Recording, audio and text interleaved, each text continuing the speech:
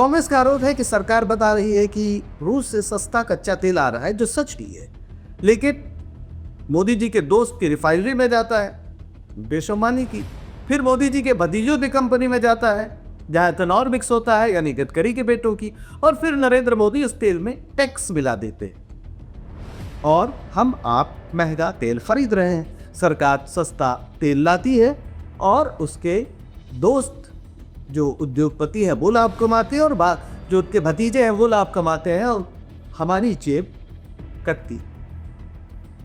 ये भी दावा किया गया था कि एथेनॉल से माइलेज अच्छा होगा, इंजन के रखरखाव की चिंता कम होगी, यानी आप जो पैसा खर्च करते हैं गाड़ियों के रखरखाव में वो कम होगा। लेकिन नीति आयोग में कुछ गंभीर सवाल उठाए हैं। नीति आयोग ने कहा है कि माइलेज में 6% की गिरावट हुई है एथेनॉल की वजह से।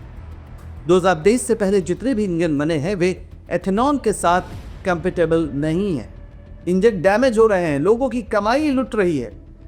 अब देश की चिंता यानी जनता की चिंता न करके सरकार E30 की बात कर रही है, यानी अब 30% पेट्रोल में एथेनॉल मिलाया जाएगा। और जाहिर है इसका फायदा भी उन्हीं कंपनियों को होगा जो एथेनॉल बनाते हैं, यानी गडकरी के बेटों की कंपनियों का। तो पवन खेड़ा पूछ रहे हैं कि भाई किसानों को फायदा कितना हुआ? ये फायदा तो गडकरी के बेटे ही उठा रहे हैं।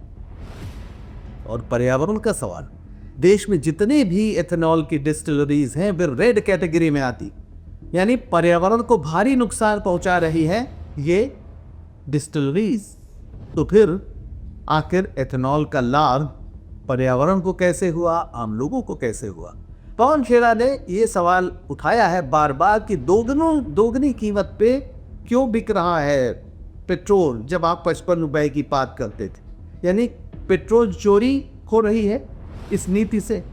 और सरकार वोट मिलावट के बाद अब देश को मिलावट वाला तेल बेचकर भी फायदा कमा रही है, यानी वोट चोरी से नोट चोरी तक कांग्रेस इस मुद्दे को फैला रही है।